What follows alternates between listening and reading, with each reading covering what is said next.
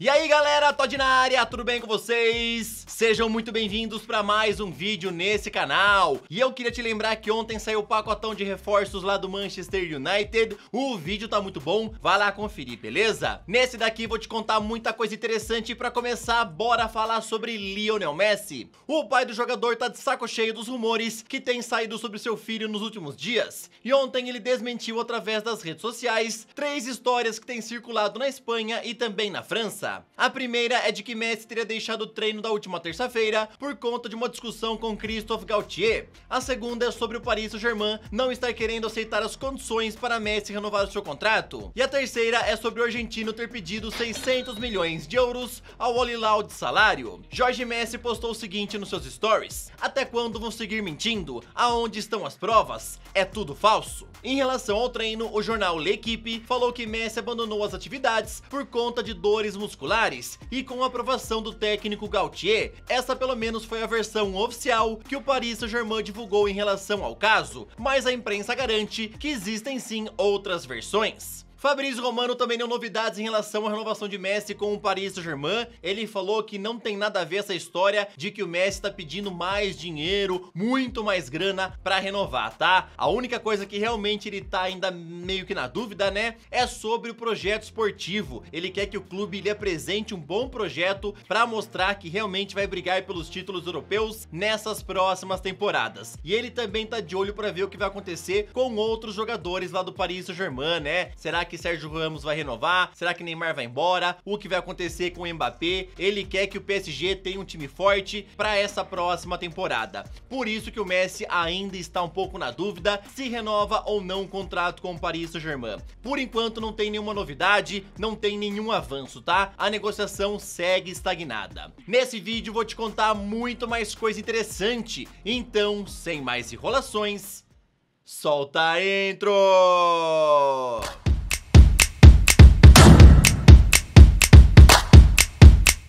Palmeiras segue com interesse de repatriar o atacante Arthur do Red Bull Bragantino, e agora ele resolveu falar um pouco sobre esse assunto. A gente sempre sonha em jogar em grandes clubes, então é um sonho voltar a jogar com esse time do Palmeiras, mas como eu falei, estou com foco total no Bragantino. Até agora eu só recebi proposta do Qatar, e a decisão minha foi não aceitar ir para lá nesse momento. Pra quem não se lembra, o Al Rayyan do Qatar chegou a oferecer 10 milhões de euros pelo jogador, onde o time de Bragança já tinha dado seu sim, mas Arthur no final acabou recusando. Em relação ao Palmeiras, por enquanto nenhuma proposta oficial foi apresentada ao Red Bull Bragantino, que já avisou a equipe alviverde que só negocia Arthur por 15 milhões de euros ou 84 milhões de reais. E aí, torcedor palmeirense, torcedor alviverde, gostaria de ver Arthur novamente no seu clube, agora chegando com outro patamar, né? O Arthur não tinha sido muito bem aproveitado naquela época, tava um pouquinho sem espaço e aí acabou sendo negociado, né? Lá no Bragantino ele brilhou bastante, é um dos principais destaques, sempre tem um time ou outro atrás dele, e agora o Palmeiras é um dos clubes interessados em repatriá-lo, só que não custará nada barato, né? Na tua opinião, torcedor, você queria ver o Arthur chegando por 15 milhões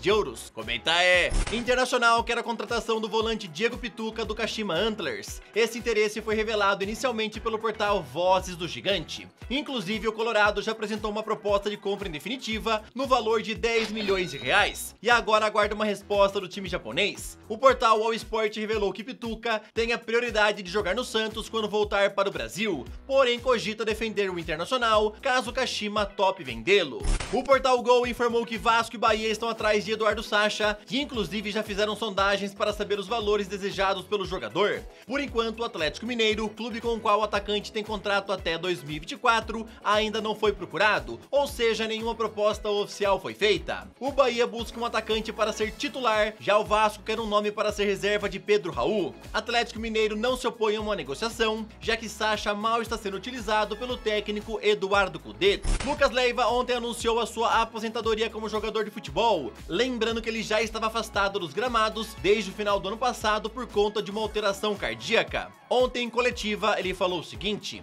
hoje estou anunciando a minha aposentadoria. Tem sido um período difícil pra mim, acho que é a primeira vez que choro por esse caso. Estou encerrando aonde gostaria, mas não como gostaria. Eu tinha esperança que pudesse reverter isso, mas infelizmente não deu. Minha saúde vem em primeiro lugar. Eu não sei quem assistiu aí a coletiva do Lucas Leiva, inclusive tem lá no canal do Grêmio, se você quiser ir lá agora e assistir, tá? Mas foi muito comovente, tá? Realmente o jogador ficou bastante abalado, chorou. É muito triste, né? Você vê um cara que ama tanto futebol tendo que deixar o gramado não porque ele queria, né? E sim por conta de problemas de saúde. Sempre é muito triste ver um final de carreira desse jeito, né? Não do jeito que o atleta queria encerrar a carreira. O Liverpool aí, que foi outro time que o Lucas Leiva fez história, né? Jogou muito tempo por lá, também homenageou o jogador nas redes sociais. Infelizmente agora ele tá aposentado como jogador, mas como ele mesmo falou, né? Agora uma nova etapa se inicia e ele deve continuar envolvido aí no meio do futebol, né?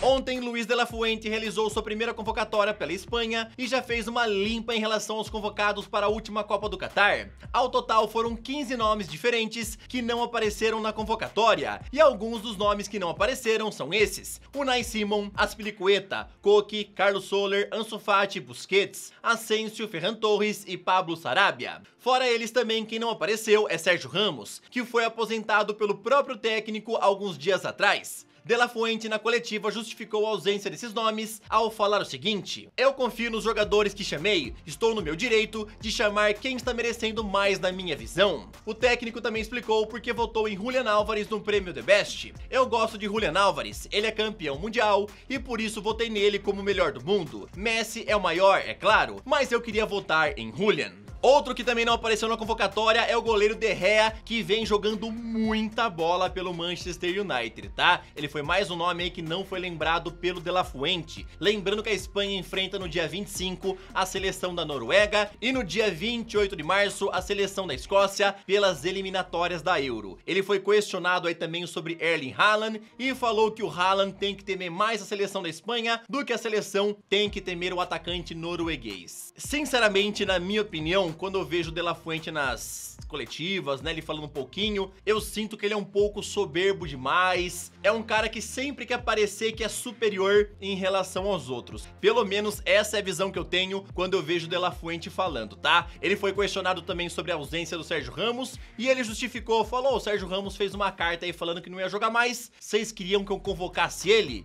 Lembrando que quem aposentou o Sérgio Ramos foi o próprio De La Fuente, que já tinha avisado ele que Sérgio não teria mais espaço na seleção, né? Então pra mim o De La Fuente é sempre um pouco soberbo e eu confesso que eu queria que o Haaland marcasse uns gols aí na Espanha nesse jogo do dia 25 de março, tá? O que você acha? Quem será que vence, hein? Noruega ou Espanha? Fala aí, beleza? E também já aproveita pra deixar aquele like maroto, se inscreve no canal e ativa o sininho. Aqui você vai sempre encontrar as melhores notícias do futebol, tem sempre vídeos novos todos os dias, tá? Vou deixar na descrição o link das minhas redes sociais, lá sempre rola muita notícia, transferência, quiz, curiosidades e mais.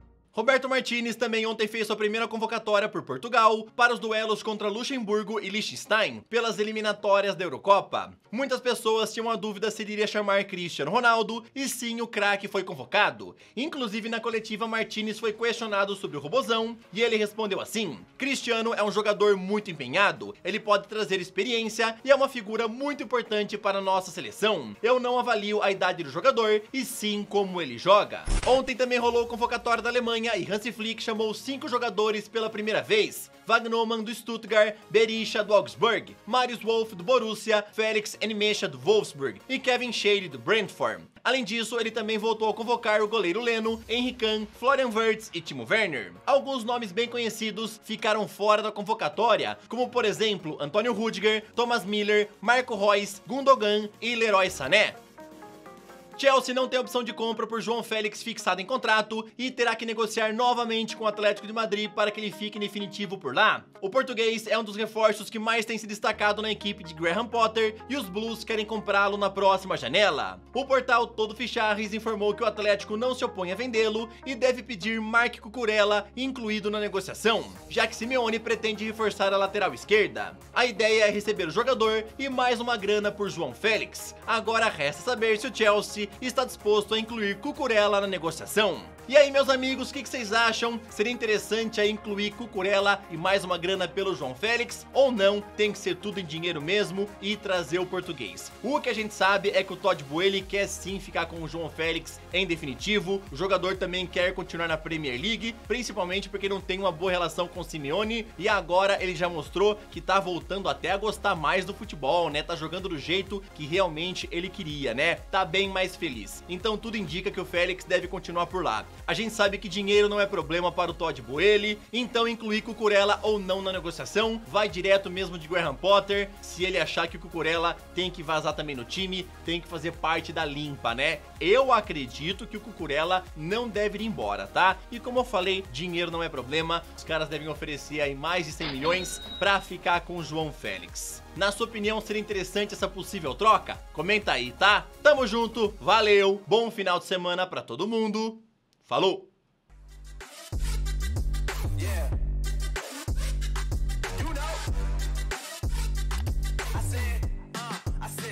It's gonna be a long night.